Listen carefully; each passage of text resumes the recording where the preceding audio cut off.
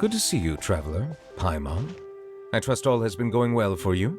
Big news, everyone. The Udex is out of his office on important business.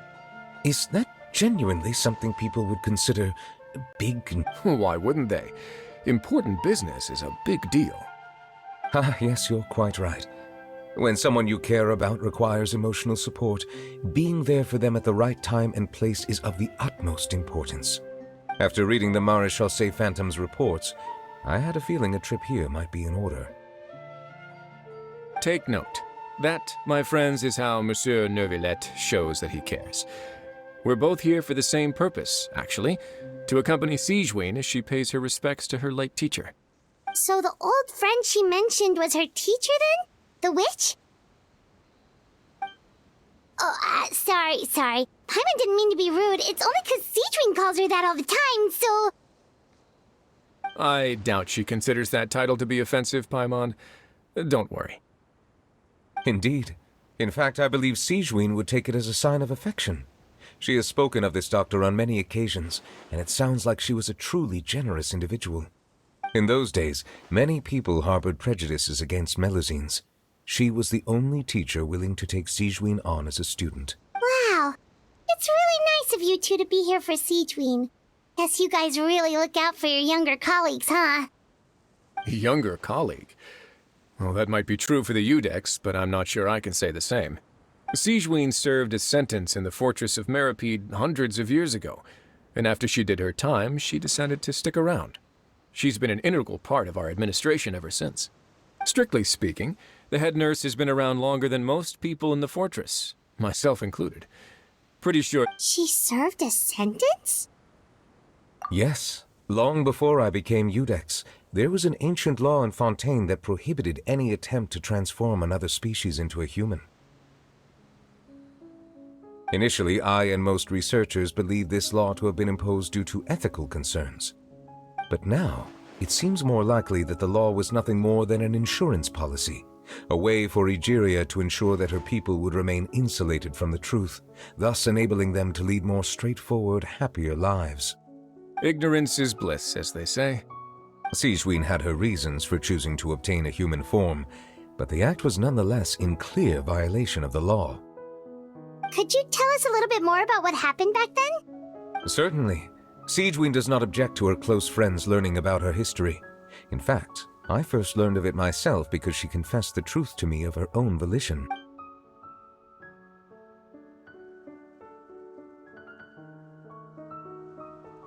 Even with their daughter so ill, they kicked you out? Stubborn as always. And prejudice isn't a disease I can cure either. Shame that I don't have the energy to get over there. You're laughable, you old witch. You want to save everyone in Fontaine, but you can't even save the patient before you. Master, what are you... I discovered a strange disease, one I suspect that every Fontainian suffers from. But without witnesses or proof, no one will believe me. I had no choice but to experiment on myself to find a cure, but I hit a wall. And as you can see, it took a wretched toll on me. Then I'll find a cure for you, and then you can go cure her. There's no need. I am beyond saving now. There's nothing you can do. But, Master... As I said before, a doctor's duty is to treat whatever ailments they can. I know, but they don't trust me at all.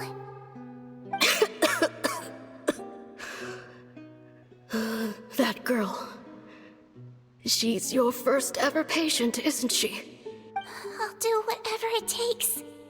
Even if it means breaking the law and being punished for it? As long as I don't hurt anyone. Yes. Spoken like a true student of mine. Then I shall make one more final gamble.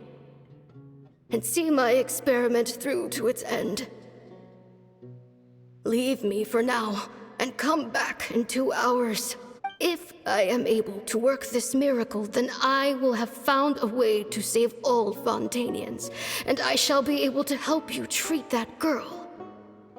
If not, then it means there is one more disease in this world that I cannot treat. In that case, do not come looking for me. I will leave you a parting gift.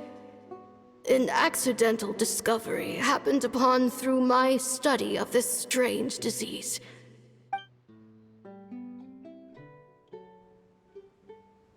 When SIGEWINNE returned, the miracle had not occurred.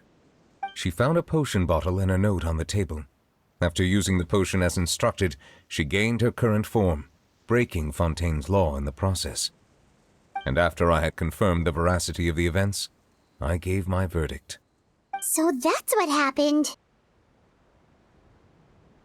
I fear SIGEWINNE only understood the full story after the truth about the dissolution of Fontanians was uncovered. When I reflected on all this with that knowledge in hand, I felt a deep sense of regret. As I use the law to uphold justice, there are times when I cannot help but acknowledge it. After the final details of the events surrounding SIGEWINNE's transformation came to light, I checked several sources and, thankfully, the legal code does not require SIGEWINNE to shoulder any additional punishment. Wonder how she feels about all this. Since she invited you here, I imagine she intends to speak of these matters with you, no?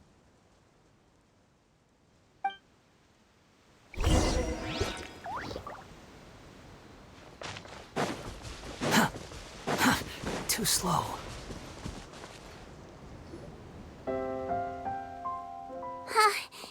You're here.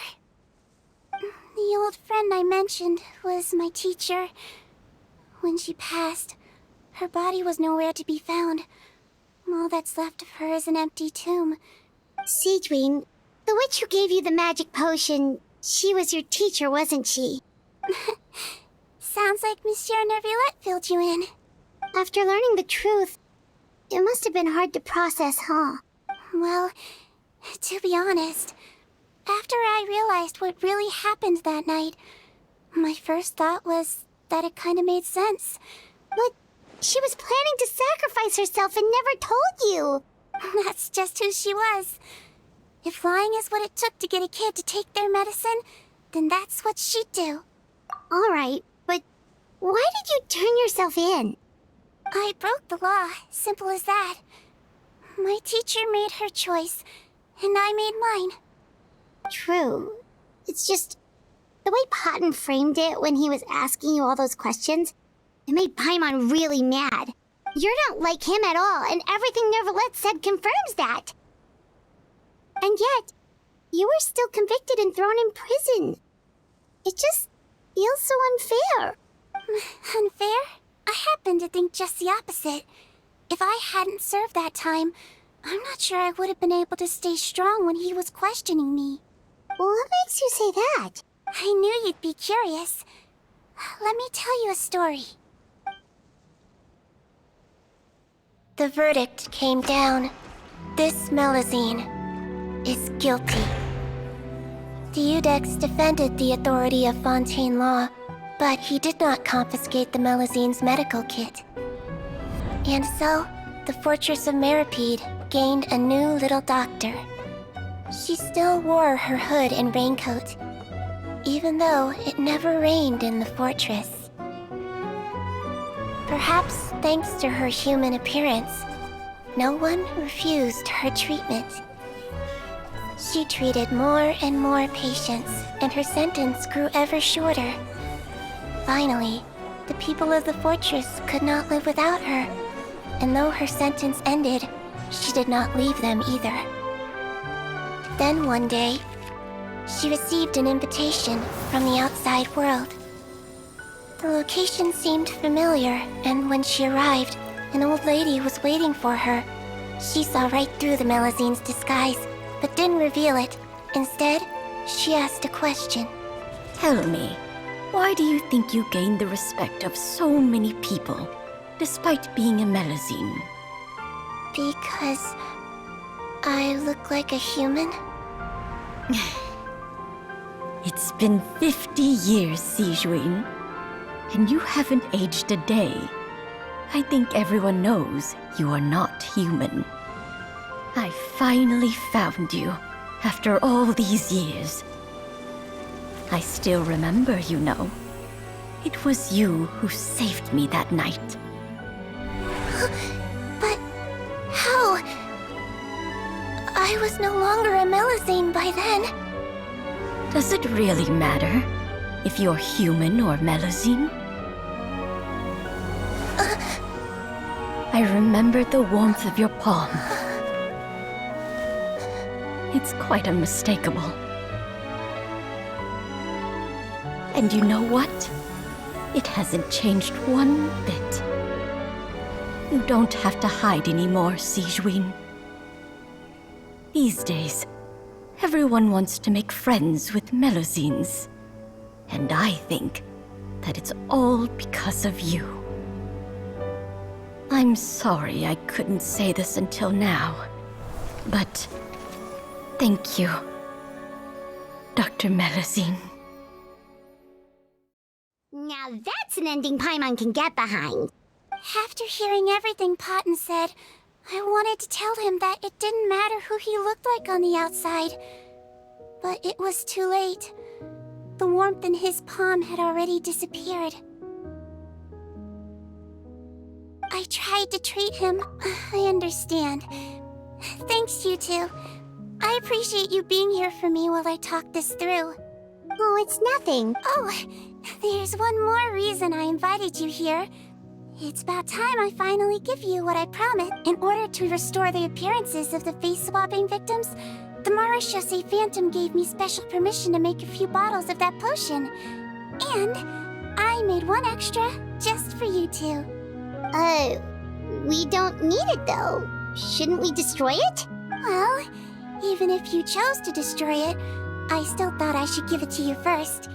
You two did so much for me. How could I break my promise? Well, fair enough, but anyway, Paimon's definitely not interested in this stuff anymore. Still, if this is the very last bottle in all of Teyvat, getting rid of it would feel like kind of a waste. Maybe we can give it a special meaning somehow. Oh, Paimon's got it! Melusine physiology wasn't affected by the Great Flood, right?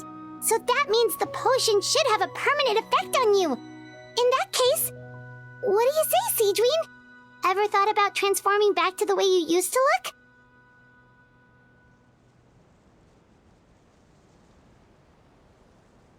After all, from a Melusine point of view, Paimon bets Melusines look the cutest of all. Paimon, after everything, do you really think it matters whether I'm Melusine or a human? What was Paimon thinking? You made up your mind a long time ago. Yeah, leave it to me.